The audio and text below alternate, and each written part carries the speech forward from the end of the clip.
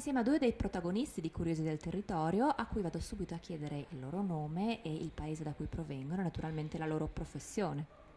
Bene, sono Frida Lindholm, vengo dalla Finlandia, studio sociologia, però lavoro anche come presentatrice nella radio.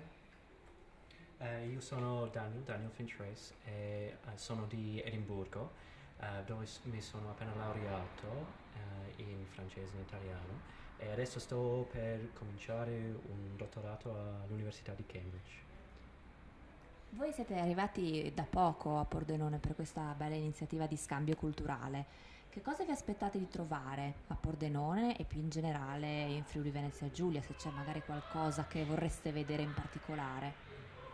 Vabbè, io almeno vorrei trovare un sacco di amici, esperienze nuove, vorrei mangiare un cibo meraviglioso e poi imparare più italiano, molto più.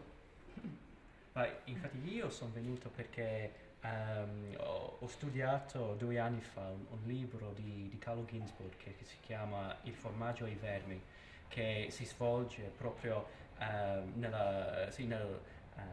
vicino di qua a Pordenone. E quindi volevo venire qua per capire come è arrivato a quest'idea e per conoscere, per approfondire la mia conoscenza del nord-est dell'Italia, perché non conosco molto bene la regione né la provincia. C'è qualcosa dell'Italia che vi ha colpito quando eravate ancora a casa vostra, che magari di cui ne avete sentito parlare alla televisione piuttosto che su altri mezzi di comunicazione? Per me volevo fare una specie di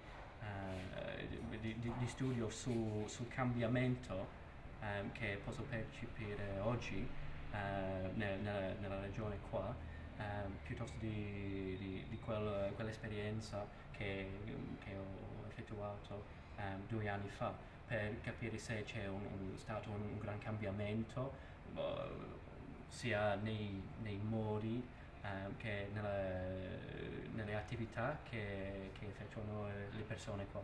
Qual è il vostro sogno nel cassetto? Cosa vorreste fare da grandi?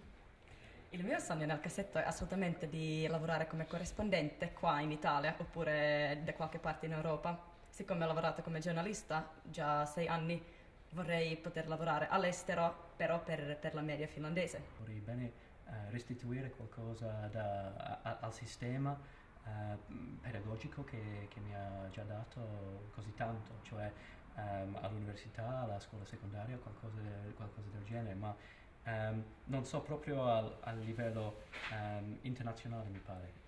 Cioè forse lavorando per un'istituzione